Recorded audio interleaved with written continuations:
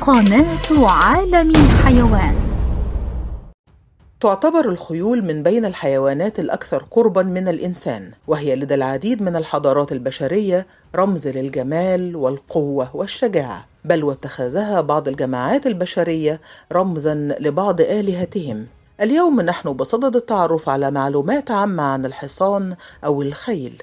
الخيول تنتمي إلى صنف الثدييات ذات الحوافر، وهي حيوانات ذات ذيول طويلة، شعر قصير، جذوع عضلية قوية، رقاب طويلة سميكة، ورؤوس ممدودة وصلبة بسبب عمليات التدجين. وجدت في جميع أنحاء العالم.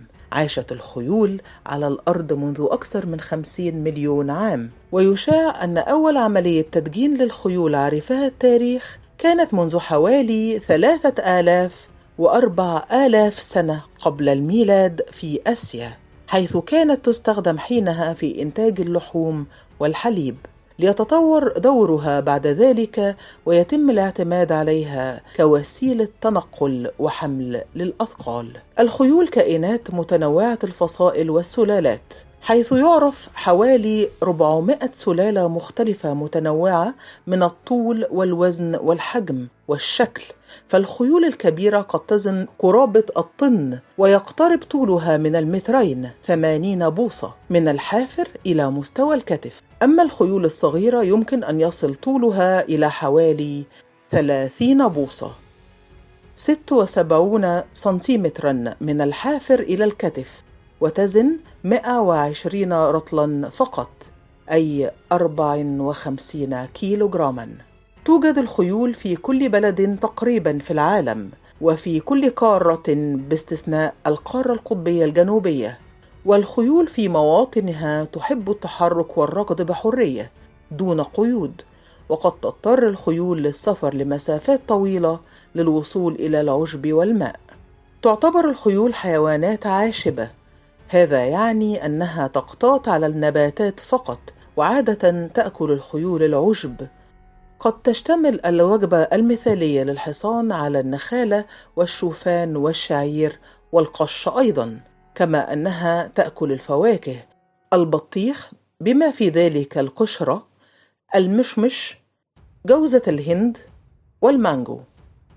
الخيول حيوانات اجتماعية جدا، فهي تعيش في مجموعات تسمى قطعان. في البرية قد تعيش الخيول في قطعان تتكون من 3 إلى أزيد من 20 فردا، يقودها ذكر ناضج يطلق عليه الفحل، حين يتكون بقية القطيع من الإناث وصغارهن. مع بداية فصول الشتاء يبدأ موسم التزاوج للخيول، والذي قد يستمر إلى شهور الربيع، وهي الفترة الأفضل لتكاثر الخيول لتوفر الأجواء الباردة والغذاء الأخضر في هذه الفترة، مما يجعل من عملية الولادة أكثر راحة للفرسة. والمهر حديث الولادة، وبمجرد تزاوج الذكر مع الإناث يستغرق الحمل حوالي من 11 ل 12 شهرا، ويصبح المهر قادرا على الوقوف بعد وقت قصير من الولادة، ويصبح ناضجا في عمر من 3 إلى 5 سنوات.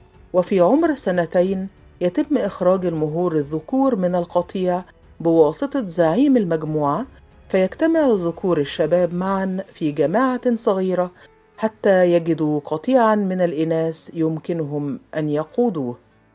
لدى الخيول حواس ممتازة جدا في السمع والشم، أفضل بكثير من الناس، لذلك لديهم القدرة على قلب آذانهم في مجموعة متنوعة من الاتجاهات لمساعدتهم على السمع. ذكاء الخيول لا يصدق، فهي تفهم لغة الإنسان أكثر بكثير مما نتوقع. كما عندما تقوم بالسخرية من الخيل أمام بعض من أصدقائك، فإنه سيفهم أنك تسخر منه، ولن ينسى لك هذا طوال عمره، فإن ذاكرة الخيل جيدة. فعندما يتعامل معك الخيل بلطف، فاعلم أنه سيظل يتذكرك كصديق له للأبد. كما أن لديهم قدرة على تذكر الأماكن جيدا.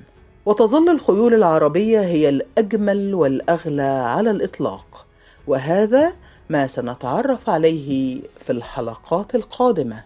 كان معكم رشا رجب، قناة عالم الحيوان.